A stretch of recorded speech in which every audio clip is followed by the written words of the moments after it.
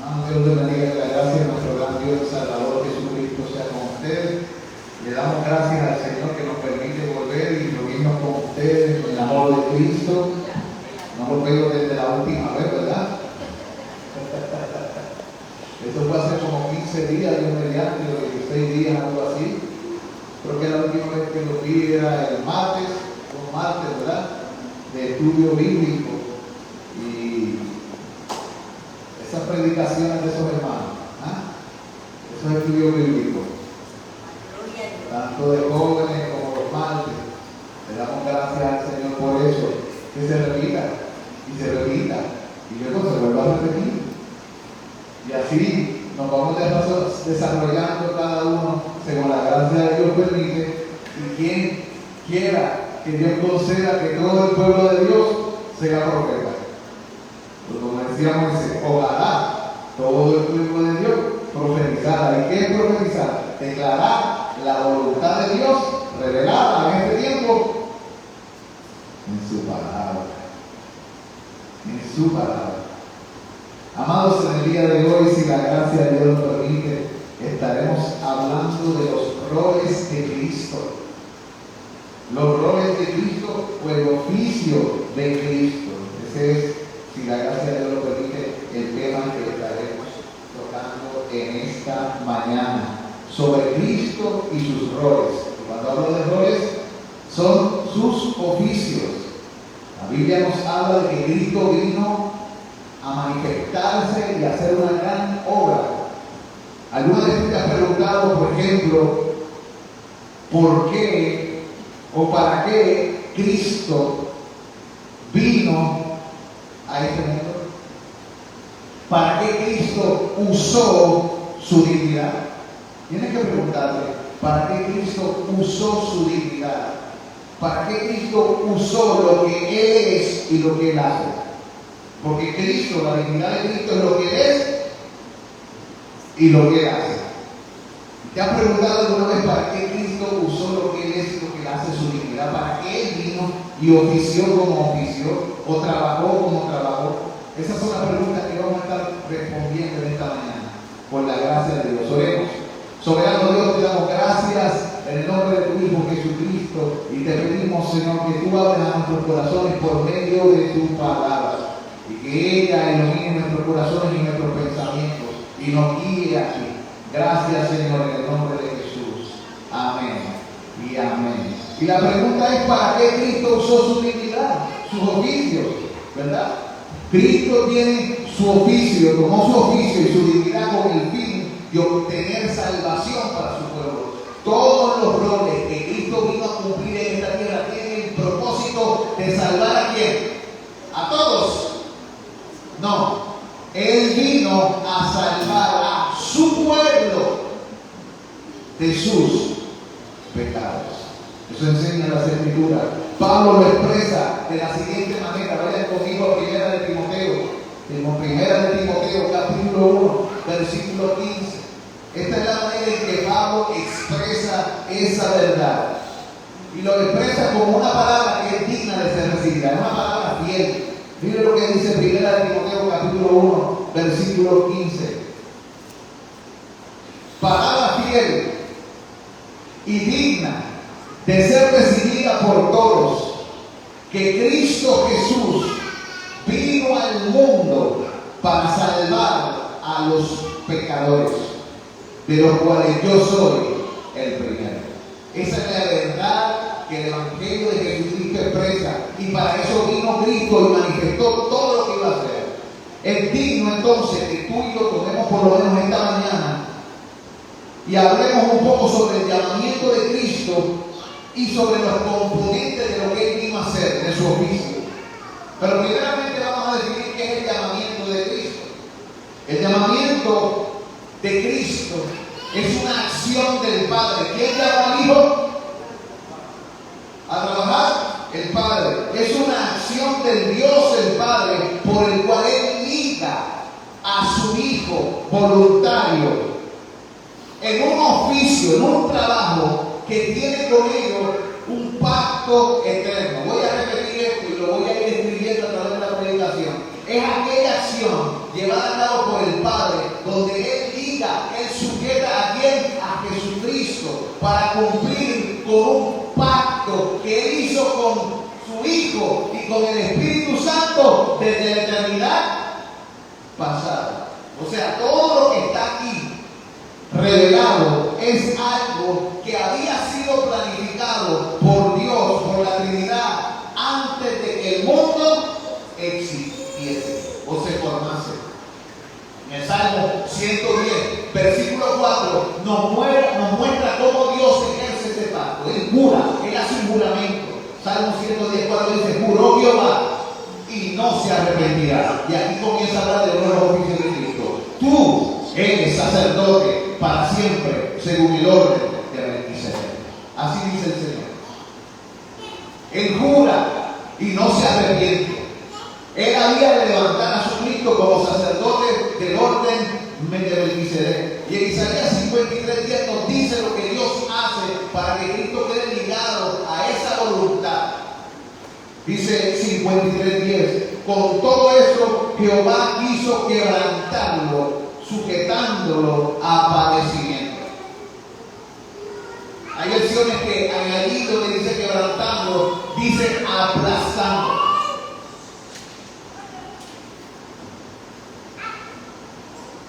Y Dios dice que Él sujetó a Cristo a padecimiento. Y dice: cuando haya puesto su vida en expiación por el pecado. Ahora mira lo que el Padre está haciendo con el Hijo por ti.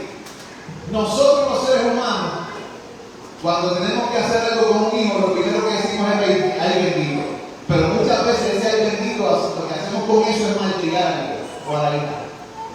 Entonces creamos hijos como desobedientes, porque no le enseñamos ni amor ni autoridad, porque el amor conlleva consigo disciplina y autoridad. El amor conlleva también enseñar la obediencia. Que no enseña a su hijo a obedecer, a su hijo odia, dice la Escritura. Lo odia. Puede decir: yo amo a mi hijo, pero eso es un sentimiento vacío, sin sustancia. ¿Cómo tú sabes que ese hijo te ama? ¿Y cómo tú amas a tu hijo?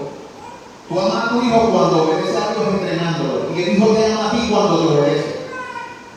Jesucristo dice: si me amáis, guardad mis mandamientos. Él lo dijo claramente. Pero muchas veces nosotros estamos asombrados porque no entendemos ni nos ha subido la mente lo que es el amor. Tenemos un concepto errado de lo que es el amor.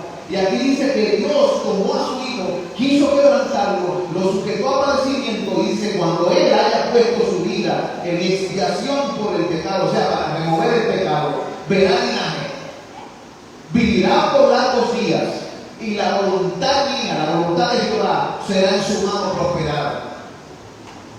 Así que, cuando Dios ligó a Jesucristo a ejercer uno de sus oficios, lo hizo ¿para qué?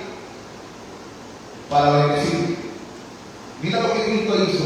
Debido a que se sometió a la voluntad de Dios, Él recibió una bendición.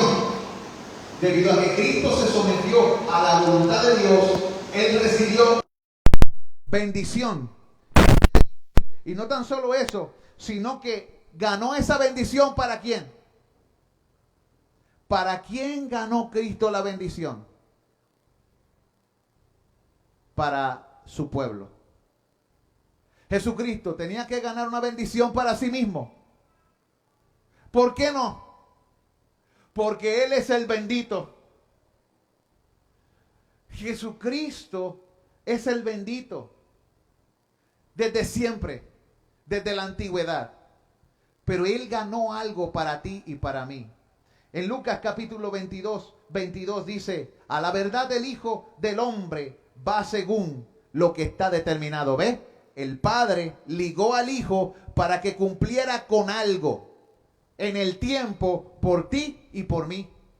Y cuando Jesús habla, dice: a la verdad, en Lucas 22 dice: a la verdad el Hijo del Hombre va según lo que está determinado.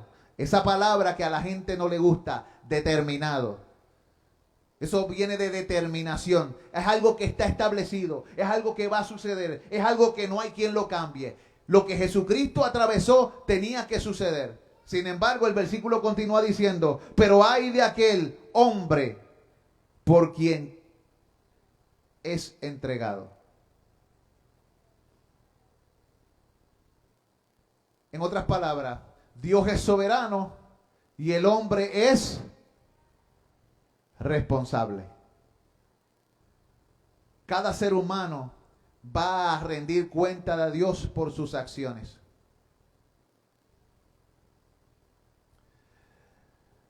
Hechos capítulo 4, 28 nos habla más de esta determinación, de este consejo que Dios había establecido para el Hijo. Jesucristo dice, Hechos capítulo 4, voy a leer el versículo 27 y 28. ¿Lo tienes? Porque verdaderamente, eso es lo que dice allí, porque verdaderamente se unieron en esta ciudad contra tu santo Hijo Jesús. ¿Quiénes se unieron?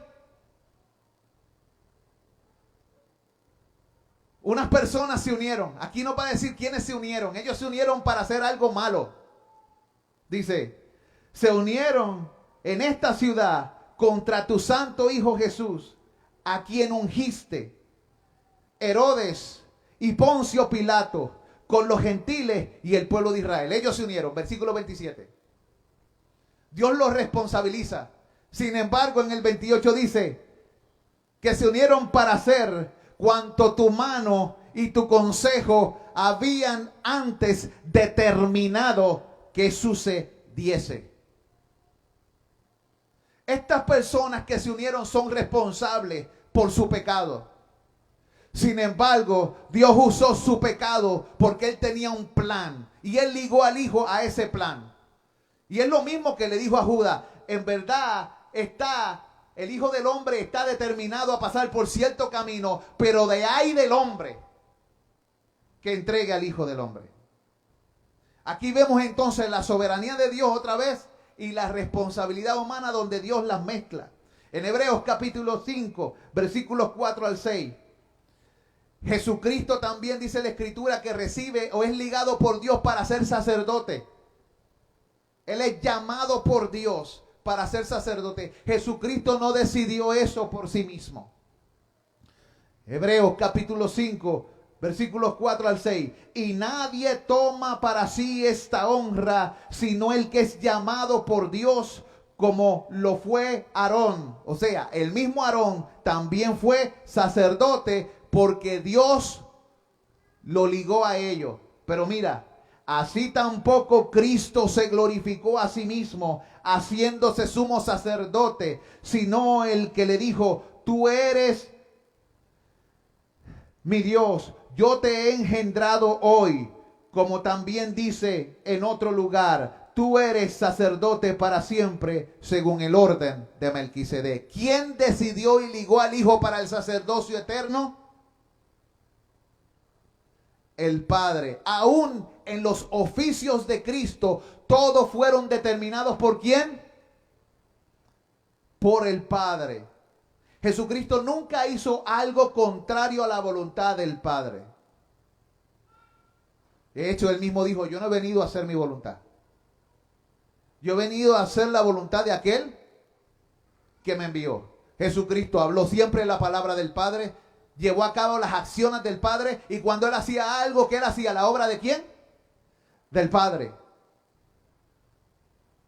En Hebreos capítulo 7, versículos 23 al 25, y dice, y los otros sacerdotes llegaron a ser muchos debido a que por la muerte no podían continuar, mas este, por cuanto permanece para siempre, tiene un sacerdocio inmutable.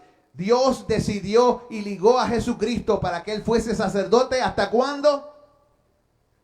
Para siempre. Los otros sacerdotes caducan, pero Cristo tiene un sacerdocio sempiterno. Todo esto implica algo. Mira la implicación. Dios elige los fines, pero ordena también los medios. Y él le plujo hacer todo esto por causa de su Hijo.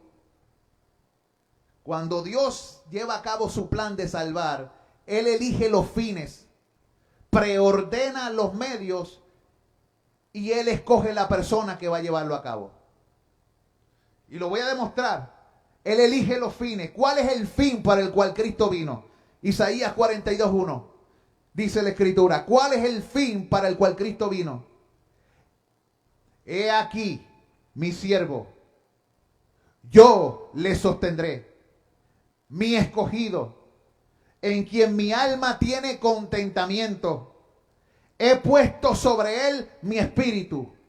Él traerá justicia a las naciones. ¿A qué vino Cristo? A traer justicia. ¿Quién lo escogió? ¿Quién lo sostiene? ¿Quién lo llena de su espíritu para hacer la obra del cielo? El Padre. El Padre lo ligó para llevar a cabo sus oficios. Pero dice la Escritura que el propósito específico es traer justicia a las naciones. La justicia de Cristo salva. Cuando Cristo te salva, dice la Biblia que Él es tu justicia. En primera de Pedro capítulo 1:20 lo dice de esta manera. Que Cristo dice que fue ya destinado desde antes de la fundación del mundo. ¿Desde cuándo Dios había propuesto hacer este plan? Desde antes de la fundación del mundo, pero manifestado en los postreros tiempos por amor de vosotros. O sea, Dios en la eternidad pasada, antes de que el mundo fuese, preordenó todo esto, estos fines. Y también a la persona que usaría para ese fin, a su escogido, en quien su alma tiene contentamiento. Y Pedro lo dice que fue destinado desde antes de la fundación del mundo. En Juan 3:17, la Biblia dice: porque no envió Dios a su Hijo al mundo para condenar al mundo, sino para que el mundo sea salvo por él. O sea que Dios tiene una determinación de salvar. Él traerá justicia a las naciones y esa justicia traerá salvación a los que reciban esa justicia. Si tú tratas de establecer tu propia justicia, tú serás condenado. Pero si tú recibes la justicia de Dios que viene por medio de Jesucristo, tú serás salvado. Te pregunto, ¿qué justicia quieres? ¿La que tú te propones o la que tú solamente puedes recibir? Creo que eso se mencionó en el devocional. Ahora, vamos a hablar de los tres componentes del oficio de Cristo. Primeramente, Cristo tiene el oficio de profeta. Cristo es el profeta de Dios. La palabra profeta se define como uno que declara la voluntad de Dios. La Biblia dice en Deuteronomio 18:15, y leo: profeta de medio de ti, de tus hermanos, como yo, te levantará Jehová tu Dios, a él oiréis. Eso dijo el siervo de Dios Moisés, donde profetizó, porque Moisés era profeta también. Y dice, Dios les va a levantar un profeta y les vale la vida. Más adelante dice que el que no escuchare a ese profeta será cortado de su pueblo. O sea, no tiene parte con el pueblo de Dios. Por lo tanto, Dios envió a Jesucristo para ser escuchado y obedecido. El problema es que muchos están escuchando y no están obedeciendo, como estaba hablando yo con el hermano. Me estaba mencionando él acerca de la importancia de la obediencia. A veces nos paramos aquí al frente, enseñamos o predicamos, pero no practicamos lo que hablamos. O sea, somos ateos en la práctica. Vivimos sin Dios en la vida, en la experiencia. Dios está en nuestra mente, pero no está en nuestras acciones. No está en nuestro caminar. Tenemos que tener cuidado con eso. Para este componente se revelan varias cosas de la voluntad de Dios. Este componente de Cristo como profeta revela varias cosas de la voluntad de Dios.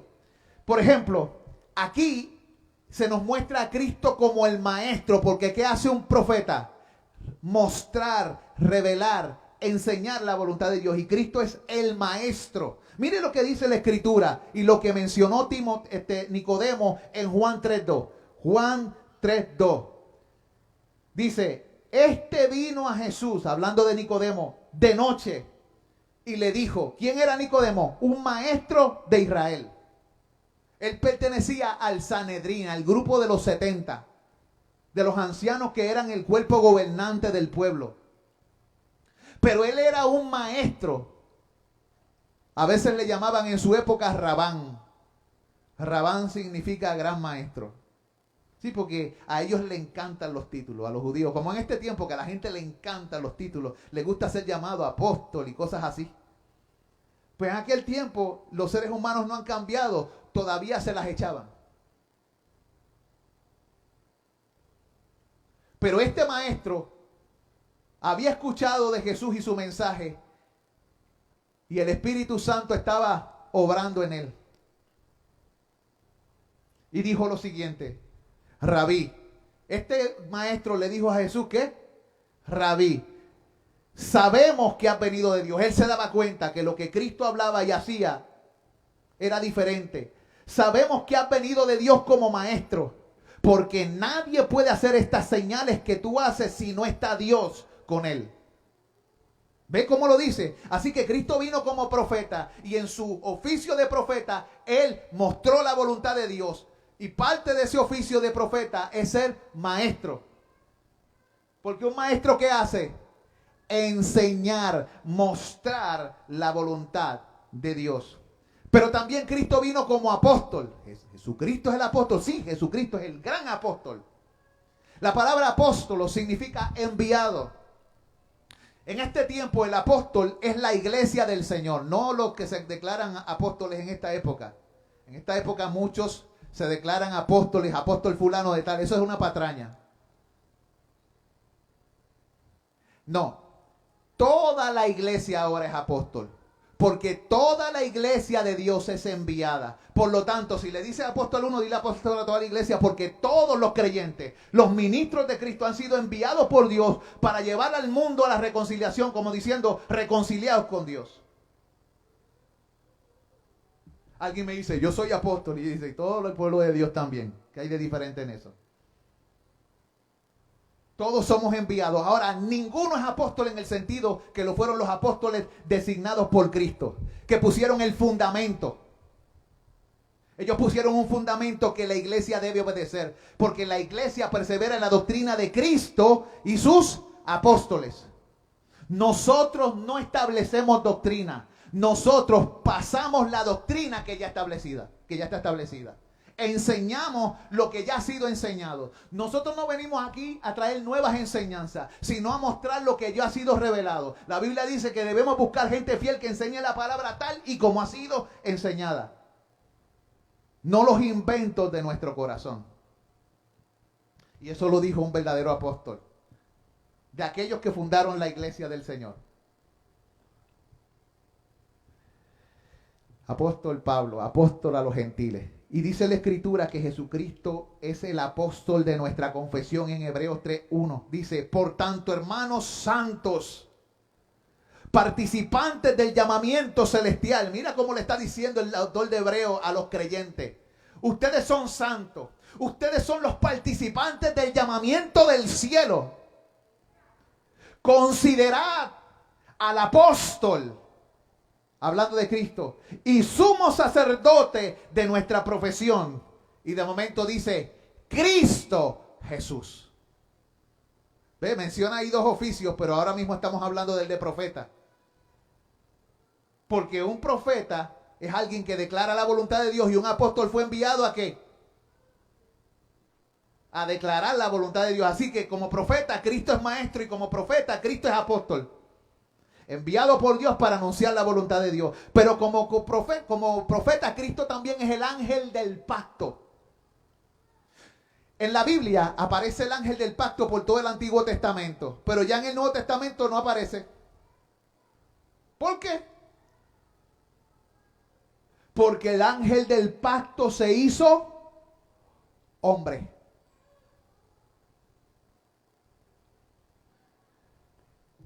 Malaquías 3:1. He aquí, yo envío a mi mensajero, el cual prepara el camino delante de mí. ¿Quién está hablando? Dios. Yo envío a mi mensajero, el cual prepara el camino delante de mí, y vendrá súbitamente a su templo el Señor. ¿Cómo vino el Señor Jesús al templo?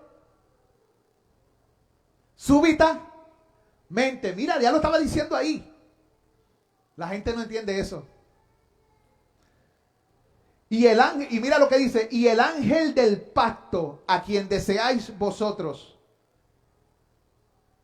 Está diciendo que ese Señor que vendrá súbitamente es el ángel del pacto. Aquí el Padre está hablando del Hijo. Sí, porque la gente dice que no, que eso no sucede. Pero aquí el Dios Todopoderoso, el Rey de Reyes, el soberano en la Trinidad, está hablando de su Hijo. He aquí yo envío a mi mensajero, el cual preparará el camino delante de mí. Vendrá súbitamente a su templo el Señor, a quien vosotros buscáis. Está hablando el Padre, pero ¿quién fue el que vino? Note eso. El Padre habla, pero el que viene es el Hijo. Y de momento dice, y el ángel del pacto a quien deseáis vosotros, o sea, el que el pueblo está esperando, el deseado de las naciones. He aquí viene, ha dicho Jehová de los ejércitos. Qué manera de hablar las Escrituras. Pero Cristo también viene en su oficio de profeta como la mismísima palabra de Dios. Él no tan solo proclama la voluntad y el mensaje de Dios. Él es el mensaje de Dios. Al ser el profeta, él está hablando de quién. Todos los profetas hablaron de quién. De Cristo. El Espíritu de Cristo que estaba en ellos anunciaba las verdades que habían sido reveladas para nosotros. Pero de momento Cristo como profeta, Él es el mensaje de Dios. La palabra de Dios en el principio era la palabra, porque dijimos que eso está planificado desde antes. Y la palabra era con Dios. Y la palabra era Dios. Nuestras versiones dicen el verbo. Pero la traducción correcta es la palabra, el logos. Jesucristo como profeta muestra la sabiduría de Dios. En su oficio de profeta, Él viene a traer la sabiduría de Dios. Él es la sabiduría misma de Dios. Dice la Escritura en 1 Corintios 1:24, mas para los llamados, así judíos como griegos, Cristo, poder de Dios y sabiduría de Dios. O sea, el mensaje llena nuestros corazones y nos inunda de la sabiduría de Dios. Y como profeta, Cristo es el tesoro de la sabiduría y del conocimiento. Como el que declara la voluntad de Dios, Él mismo, su mensaje, su enseñanza, su persona, o sea, lo que Él es y lo que hace, es el tesoro de la sabiduría y el conocimiento de Dios. No hay nada más precioso en el cielo que Cristo. Hay gente que quiere el cielo y quiere los beneficios, pero el cielo no es cielo sin Cristo. De hecho, un lugar donde Cristo no está tiene nombre. ¿Sabe cómo se llama? Un lugar donde Cristo como Salvador, Redentor, como sacerdote y rey no está. ¿Sabe dónde? ¿Cómo se llama? El infierno. Estoy hablando en su carácter salvador, no en su carácter de juez. ¿Ve? En su carácter de rey, en su carácter de mediador. Porque como juez,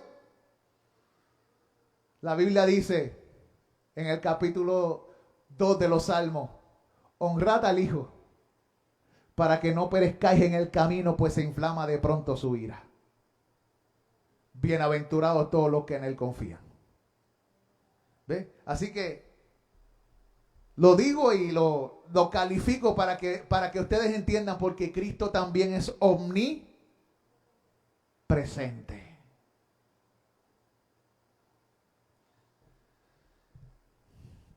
Acuérdense que Cristo ahora mismo sigue siendo como omnipresente, aunque se hizo hombre.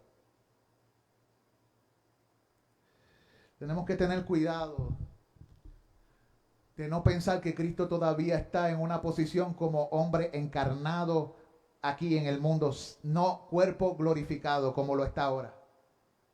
Aunque Él está en un cuerpo como hombre, es un cuerpo glorificado, sin los límites que un hombre común tiene. Amados, la Biblia dice en Colosenses 2:3, en quien están escondidos todos los tesoros de la sabiduría y del conocimiento de Dios. Ese es Cristo. En Él están escondidos. Con miras a ser el profeta perfecto, Cristo tuvo que ser tanto Dios como hombre. Los hombres como profetas no eran profetas perfectos. Dios estaba usando instrumentos imperfectos. Y cuando vemos las escrituras, vemos que todos ellos eran imperfectos. Pero Cristo vino como el profeta de Dios, como hombre, pero como la voz y la palabra de Dios, como Dios. El Dios se encarnó, habitó entre nosotros. Fue necesario para Él ser Dios para comprender y ministrar perfectamente la voluntad de Dios. Como Dios, Él sirvió su palabra de manera perfecta sin fracasar. Pero también dicen las escrituras al respecto de este punto, Juan 1:18, a Dios nadie le vio jamás.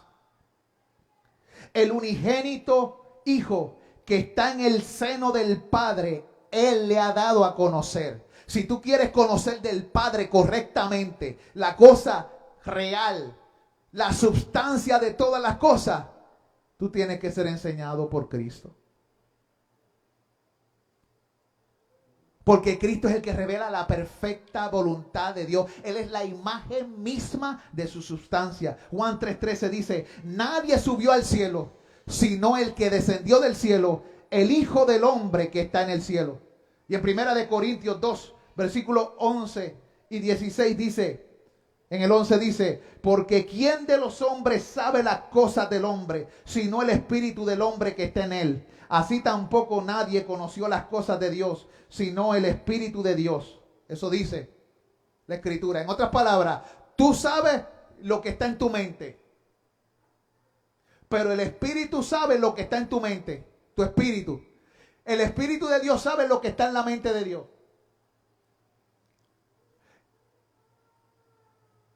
Cristo sabe lo que está en la mente de Dios, porque el Espíritu de Dios es el mismo Espíritu de ¿quién?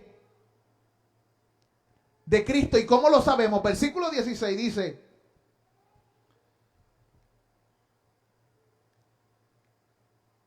porque ¿quién conoció la mente del Señor? ¿Quién le instruirá? Mas nosotros tenemos la mente de Cristo. ¿Ve? O sea, ahí está diciendo que el Señor a los suyos le da la mente que conoce la mente de ¿quién? Del Señor. Y también le da el espíritu de aquel que conoce la mente del Señor. Ahora, si Cristo no hubiese sido hombre, no podría haber declarado adecuadamente esta voluntad a los hombres por medio de su persona.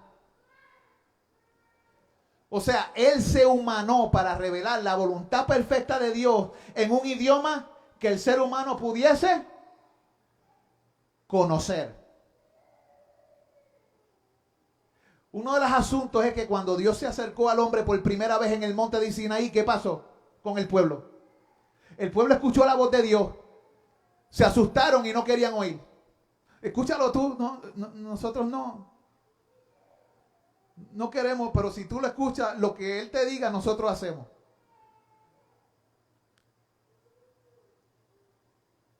Pero ¿qué hizo el Señor? Él se humanó. Y mira lo que dice en Hebreos 1:2.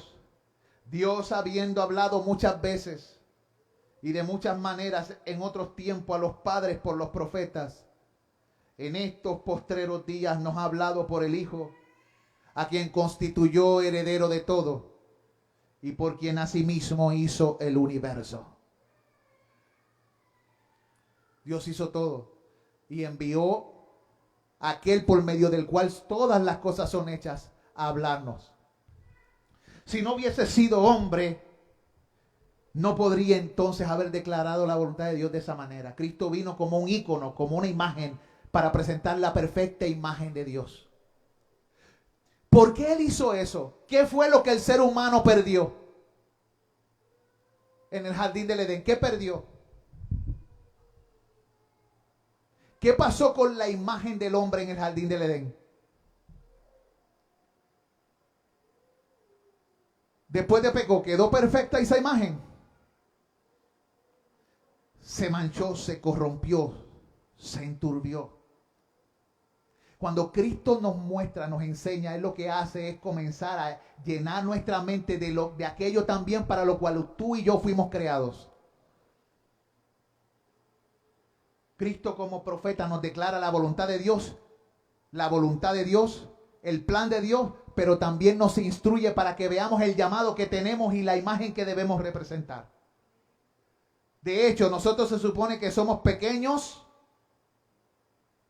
Cristos. Pequeños Cristos, cristianos. Segundo, y yo creo que este es uno de los que vamos a cubrir hoy, y ahí lo vamos a terminar. La semana que viene continuamos con el próximo oficio. El segundo oficio es el siguiente. Cristo tiene el oficio de sacerdote. El primero fue de profeta. Pero Cristo tiene el oficio de sacerdote. Su sacerdocio, según la Biblia, es según el orden de Melquisedec. Es un sacerdocio indestructible. No como el de Aarón, que es algo caduco. Es algo que se acabó. Ahora quieren volverlo a levantar. Eso es una abominación porque el Señor los desechó. La Biblia dice que el Señor los desechó. De hecho, Jesús hasta le hizo una parábola de los viñadores. ¿Y qué hará con los viñadores malvados? Pues el Señor los quitará y buscará a alguien que lleve los frutos del Señor. Ellos se molestaron porque sabían que estaban hablando de ellos. El pueblo de Israel fracasó en su llamado de dirigir a las naciones a Dios. Ellos tenían ese llamado. Pero donde Israel fracasó, el elegido, escogido de Dios, en quien su alma tiene contentamiento, triunfó. Cristo cumplió a la perfección con todos los requisitos del Padre. Mientras que el pueblo de Israel lo único que ha hecho es escupir, pisotear, maltratar y darle la espalda al Dios y ser rebelde desde su juventud. Esto no lo digo yo.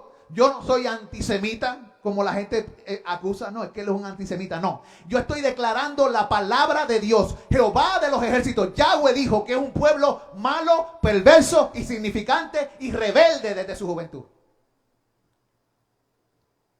Que le ha dado la espalda a Dios y todavía hoy la mayoría de todos ellos le dieron la espalda a Dios.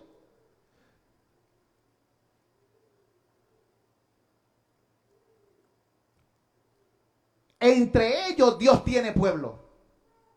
Y Dios está sacando de entre ellos un remanente. Esa es la verdad que la Biblia declara. Tenemos que tener cuidado de hacer las afirmaciones que hacen mucha gente por ahí. Que hacen afirmaciones tanto muy malas como muy buenas. Esta es la verdad. La verdad es que Israel necesita a Cristo. necesita reconocer al Mesías que traicionó.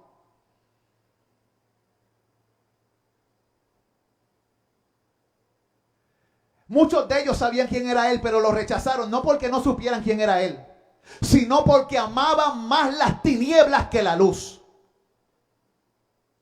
Algunos lo rechazaron por ignorancia, otros lo rechazaron con conocimiento. Claro. De hecho, cuando tú lees la Biblia, los líderes religiosos sabían más de Jesús que los propios quienes, que los propios discípulos. Y cuando los discípulos no tenían entendimiento, esos religiosos sabían exactamente lo que Cristo estaba diciendo.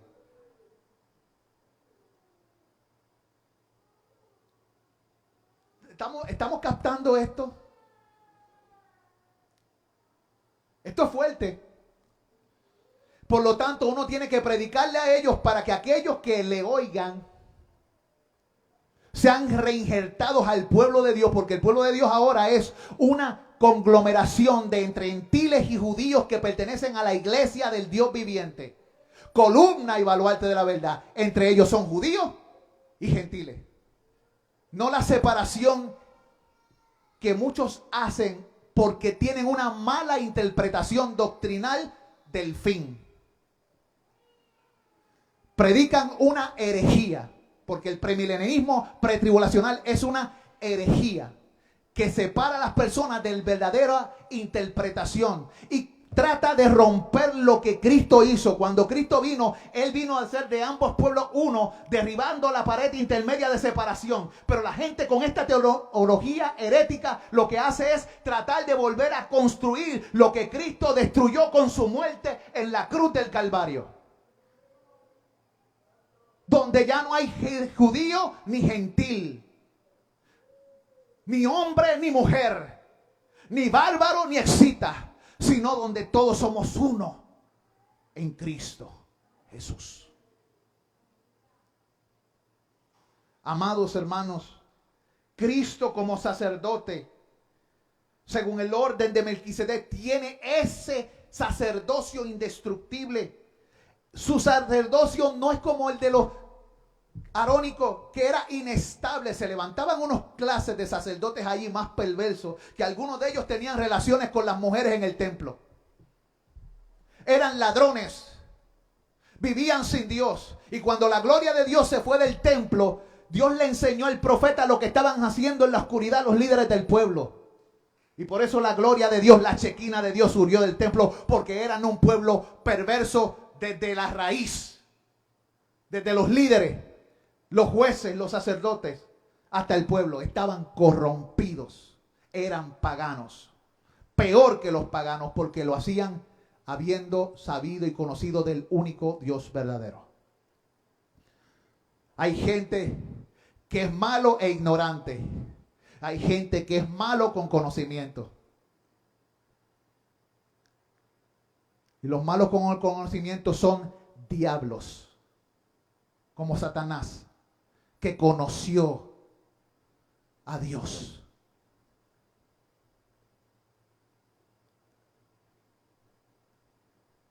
Pero no le amó como Dios debe ser amado. Amados, el sacerdocio de Cristo es perfecto. El de arónico era imperfecto. Por eso fue, mira, caducó. El sacerdocio de Cristo es eterno, perpetuo. Cristo nunca será relegado por ningún otro sacerdote. Nunca. Vayamos a la escritura, al libro de Hebreos, capítulo 7, versículos 15 al 25. Y veamos todo esto que hemos dicho. Porque yo estoy hablando, pero si yo lo digo no significa nada. Pero si la escritura lo dice, ya eso es otra cosa. Porque es palabra de Dios, la cual actúa en nosotros los creyentes. Vaya conmigo a Hebreos capítulo 7. Voy a leer desde el versículo 15 al 25. Y vamos a ver las declaraciones que mencioné. En el 17 dice: Pues se da testimonio de él, hablando de Cristo. Tú eres sacerdote ¿para cuándo? Para siempre, según el orden de Melquisedec. Así que Cristo es sacerdote según el orden de Melquisedec. Pero mire lo que dice el 16. Dice, y en esto, en el 15 dice, y en esto es aún más manifiesto, si a semejanza de Melquisedec se levanta un sacerdote distinto. 16, no constituido conforme a la ley del mandamiento acerca de la descendencia, sino según el poder de una vida indestructible. O sea que el sacerdocio de Cristo está basado en el poder de una vida indestructible. Lo mencionamos, su sacerdocio es indestructible. Mientras que el sacerdocio arónico quedó en el polvo. Porque no representaron correctamente al Dios que lo llamó. Era imperfecto, era una sombra. Cristo es la sustancia. En los versículos 18 y 19, mire lo que nos enseña. Queda pues abrogado el mandamiento anterior a causa de su debilidad e ineficacia, pues nada perfeccionó la ley, y de la introducción de una mejor esperanza, por lo cual nos acercamos a Dios. O sea, esto pasado, que era usado para acercarnos a Dios, ¿cómo queda? Removido. Porque se ha introducido una mejor esperanza, una esperanza eterna, una esperanza indestructible. Usted tiene una buena esperanza. Usted tiene acceso a Dios para siempre. Ese acceso que usted tiene en Dios nadie lo podrá destruir.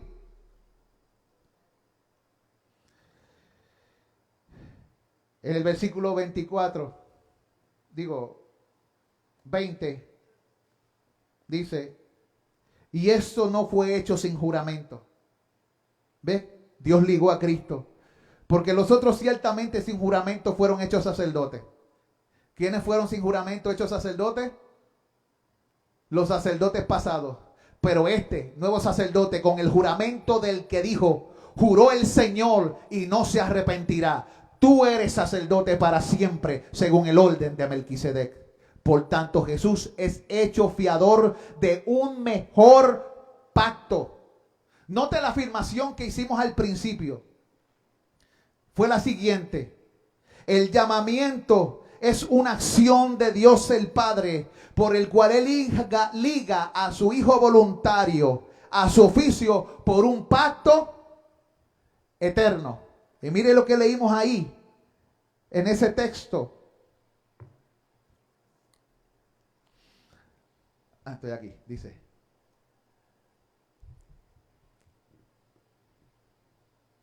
Por tanto, Jesús es hecho fiador de un mejor pacto. Por tanto, dice, y los otros sacerdotes llegaron a ser muchos debido a que por la muerte no podían continuar. Mas este, por cuanto permanece para siempre, tiene un sacerdocio inmutable. O sea, lo que Cristo vino a hacer para mediar entre tú y Dios, nadie lo puede cambiar. Nadie lo puede mejorar. Nadie lo puede destruir. Tú tienes una gran esperanza, hijo de Dios.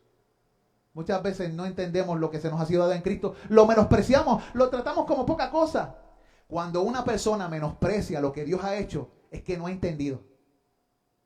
O no es. Sí, porque hay creyentes que todavía no han llegado ahí, ¿me entiendes? Que no tienen un entendimiento. Son agradecidos, pero no han entendido. Son bebitos. Pero hay otros que pasan los años y todavía siguen menospreciándolo. Y si lo siguen menospreciando y no hay un cambio en sus vidas a raíz de ese conocimiento, pues entonces, ¿qué no son? No son creyentes. Si tú eres perro, ladras como perro, caminas como perro, mueves la cola de perro, ¿eh? Comes como perro.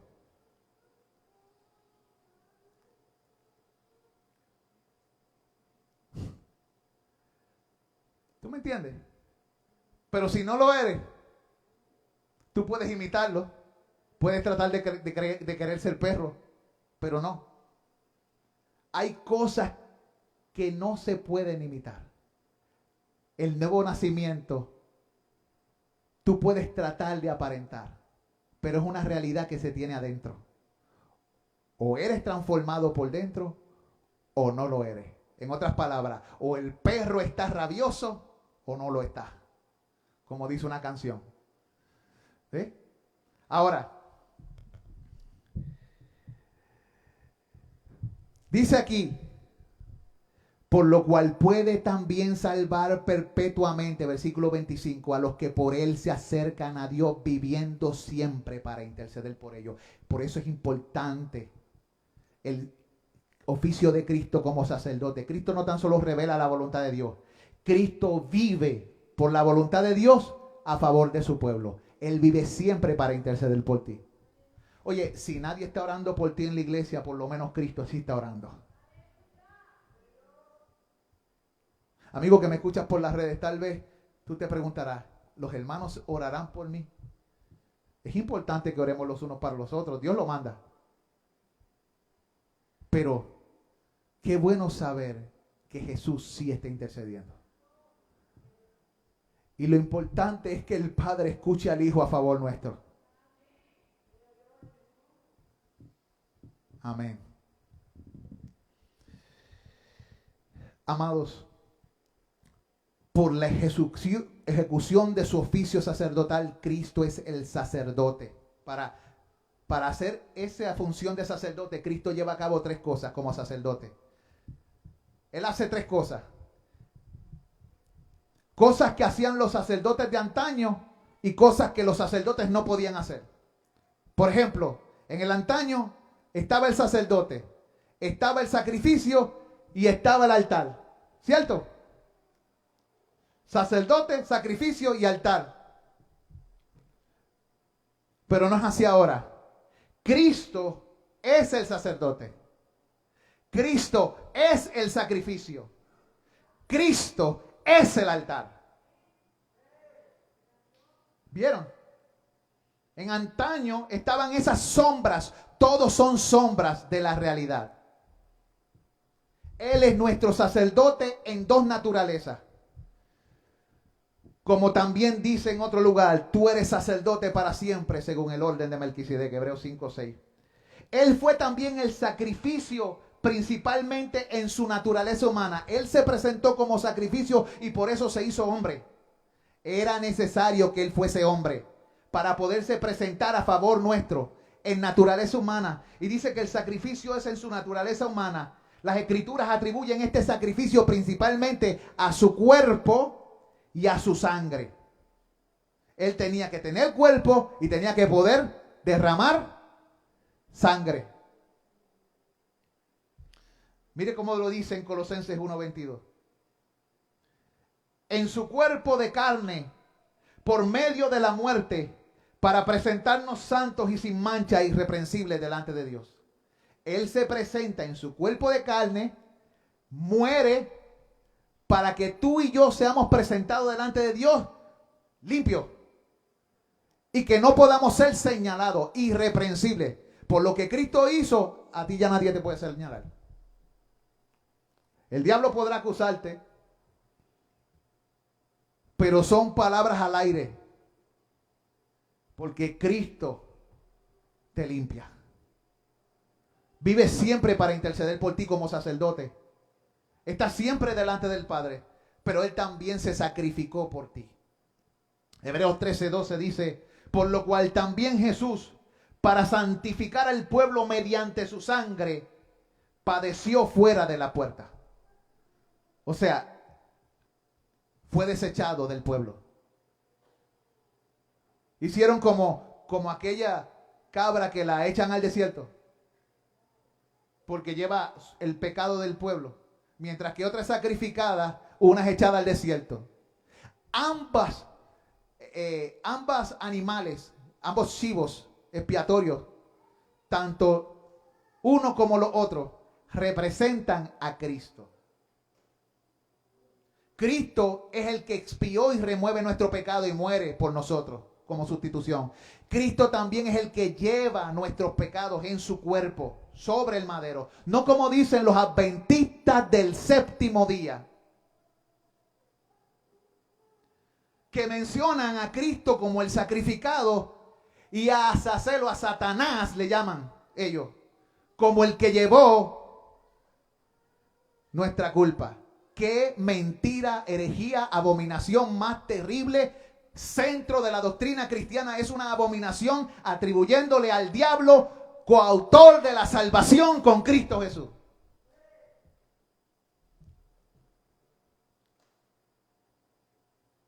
Algunos de ellos están aprendiendo ahora que esto es falso.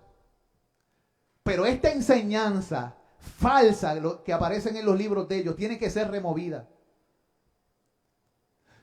Jesucristo no tiene cosalvadores con él.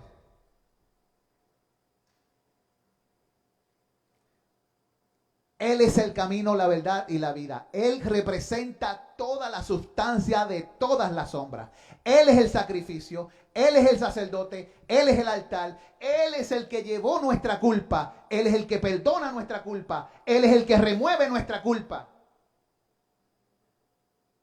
Cristo lo hace todo para que nadie busque nada fuera de Cristo. Acuérdese de eso, hermano. Afirme eso en su corazón.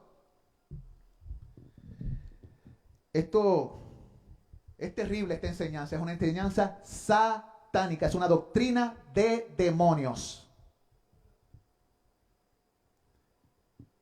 De hecho, cae ahí con blasfemia contra el Espíritu. Porque cuando Cristo se entregó mediante el Espíritu eterno. ¿Verdad que sí? Cristo se entregó mediante el Espíritu eterno, dice la Biblia en hebreo.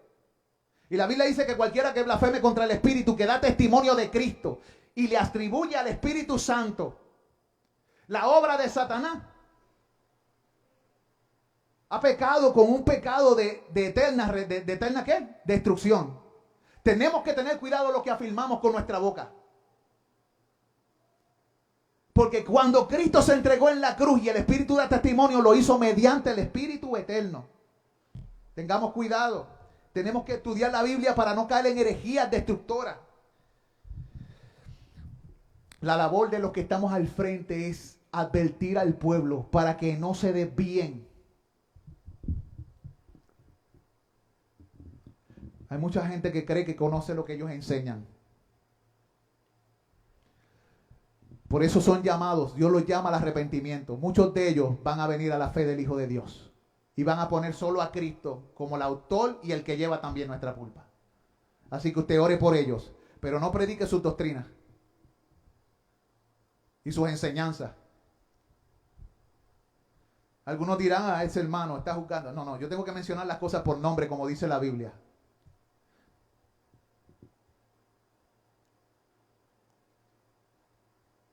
Mi labor ha sido también conocer a muchos de ellos y llevarlos al conocimiento de Cristo. Y algunos de ellos han llegado a entender la fe del Hijo de Dios. ¿Oye? ¿Sabían que en la página que nosotros tenemos hay gente que son adventistas?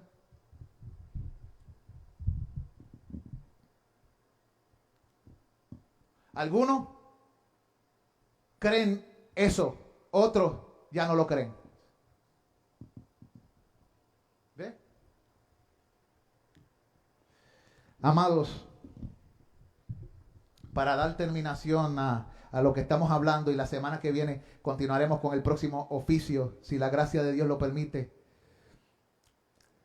La Biblia dice en primera de Pedro 2:24 que Cristo, dice de Cristo, quien llevó él mismo nuestros pecados. Fíjense que no fue el demonio. Dice quien llevó él mismo, él los llevó, nuestros pecados en su cuerpo sobre el madero. Fue Cristo quien lo llevó.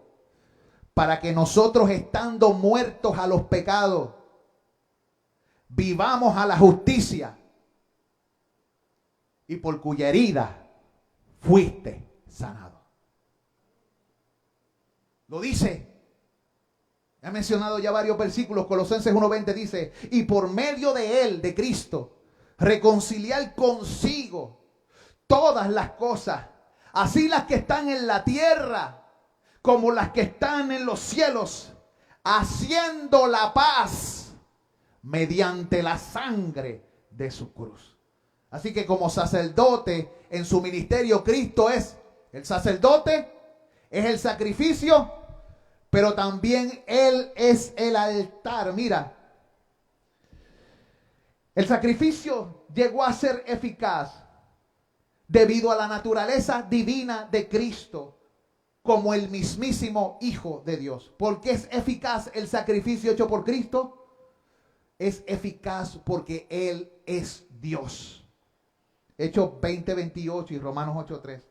Pero también se presenta adecuadamente a Cristo como el altar. Y lo voy a leer. Hechos 20:28 dice, por tanto, mirad por vosotros y por todo el rebaño que el Espíritu Santo os ha puesto por obispos para apacentar la iglesia del Señor, la cual Él ganó por su propia sangre. ¿Ve? Lo está diciendo. ¿Quién es el que ganó? El Señor. Romanos 8:3 dice, porque lo que era imposible para la ley, por cuanto era débil por la carne, para nosotros y para la ley es imposible salvarnos porque nosotros somos débiles por la carne, ¿verdad que sí? Pero Cristo vino en semejanza de carne de pecado. Pero en Él no había pecado. Y Él tenía que tener dos naturalezas para poder salvarnos.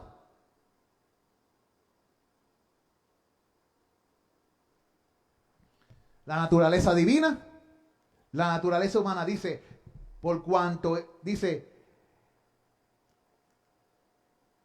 era débil por la carne, Dios enviando a su Hijo en semejanza de carne de pecado, y a causa del pecado condenó el pecado en la carne.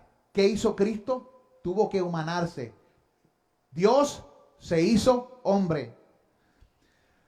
Fíjense que Dios no usó a un hombre de la tierra para que viviera perfectamente porque no podía. Pero si un hombre de la tierra hubiese vivido perfectamente, tampoco podría redimirte. ¿Sabe por qué? Porque un hombre justo solamente se salvaría ¿a quién? Asimismo, Ezequiel dice que cada uno morirá por su pecado. Y el que hace justicia llevará la oferta de su justicia, pero el que hace pecado, su pecado. O sea, si Dios hubiese escogido un hombre entre nosotros, que fuera solo hombre, ese hombre no podría redimirte aunque fuese perfecto.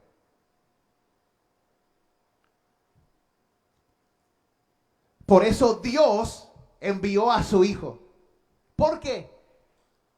¿Qué hizo el pecado? Es una afrenta ¿contra quién? Contra el Dios eterno. Es una deuda impagable por la humanidad. Toda la humanidad. Si vivieran perfectamente, jamás se compararían con la justicia de Dios. Hay una calidad diferente. Dios se hizo hombre para que su sacrificio fuese eficaz y pudiese salvar perfectamente y eternamente. Por eso la Biblia dice, con una sola ofrenda,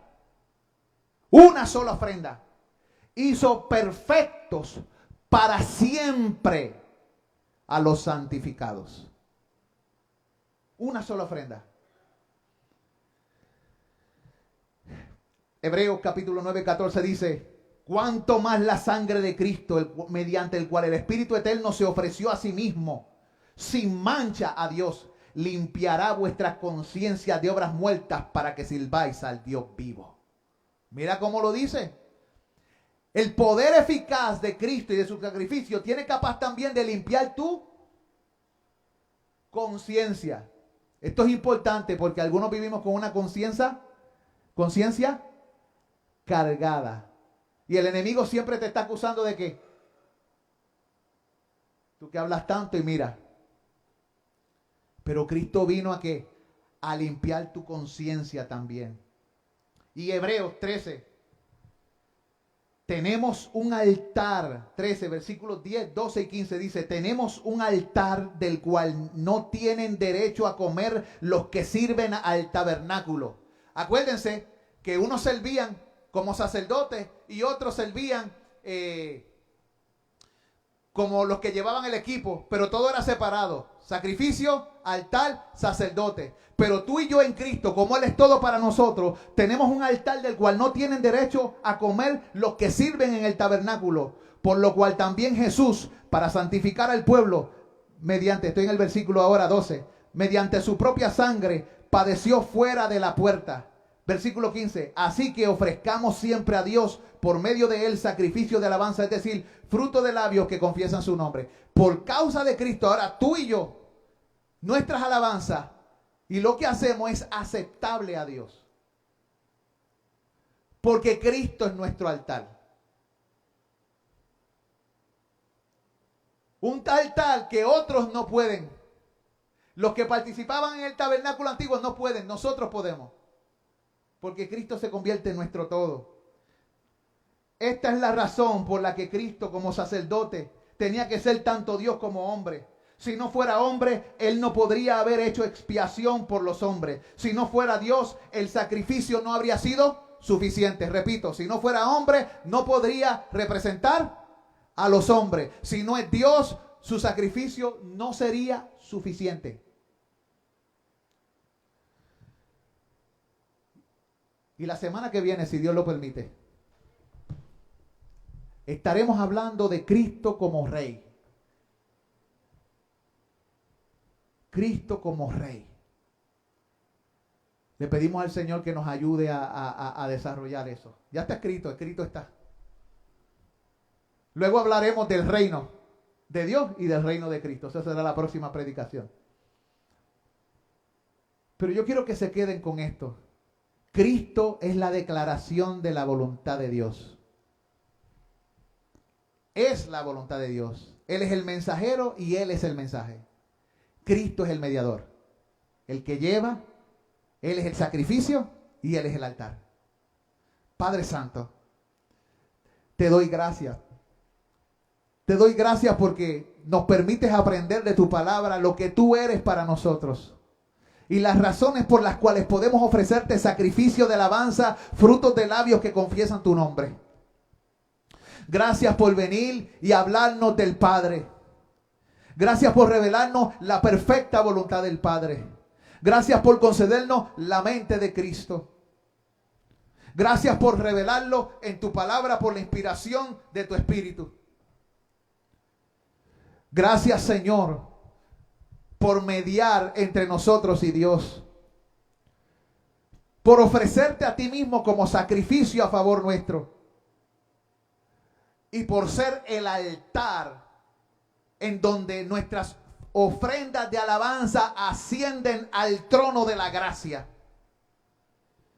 Tú eres el verdadero tabernáculo. Tú eres el Hijo del Dios viviente. Gracias, Señor, por tu Hijo Jesús. Y gracias, Padre, por haber ligado al Hijo a esta obra a favor nuestro. Porque nos has amado como a tu Hijo. Y has hecho un plan para tu pueblo desde antes de la fundación del mundo. Gracias por darnos arrepentimiento para contigo y fe para con tu Hijo. Y gracias por tu glorioso Espíritu, a través del cual nos separas para ti. Y produces en nosotros el querer como el hacer. Porque tu voluntad es buena. Gracias porque si estamos aquí, lo es por lo que tú eres y por lo que tú haces. Por tu dignidad. Gracias por usar tu dignidad, tu oficio a nuestro favor. En el nombre de Jesús. Amén y amén.